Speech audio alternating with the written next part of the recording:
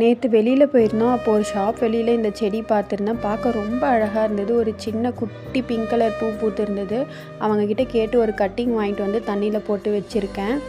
இதோட பேர் கேட்டிங்கன்னா பேபி சன் ரோஸ். இந்த செடியை நம்ம எப்படி ப்ராபகேட் பண்ணுறதுன்னு பார்க்கலாம் வாங்க. கீழே இருக்க எக்ஸ்ட்ரா லீவ்ஸ் எல்லாம் கட் பண்ணிட்டேன். இதை வைக்கிறதுக்காக ஒரு சின்ன டப்பா எடுத்துக்கிட்டேன். அது கீழே ஹோல்ஸ் போட்டுக்கிட்டேன் ட்ரைனேஜ்க்காக. அந்த ஹோல்ஸை கோகோனட் ஷெல் வச்சு க்ளோஸ் பண்ணிட்டேன். வீட்டில் இருக்க நார்மல் கார்டன் சாயில் தான் நான் எனக்கு யூஸ் பண்ணியிருக்கேன். கார்டன் சாயில் போட்டு ஃபில் பண்ணிவிட்டு எடுத்துகிட்டு வந்த கட்டிங்கை அதில் வச்சுட்டேன். கட் பண்ணி வச்ச லீஃபையும் வச்சுருக்கேன். செக் பண்ணலாம் அதுலேயும் வேர் வருதான்னு பார்க்கறதுக்காக. அதில் தண்ணி விட்டுட்டு ட்ரைனேஜும் கரெக்டாக இருக்கான்னு செக் பண்ணிக்கிட்டேன். செக் பண்ணிவிட்டு எடுத்துகிட்டு போய் பிரைட் சன்லைட்டில் வைக்கணும். அதாவது சன்லைட் டைரெக்டாக படக்கூடாது, பிரைட்டாக லைட் வர இடத்துல வச்சிடணும்.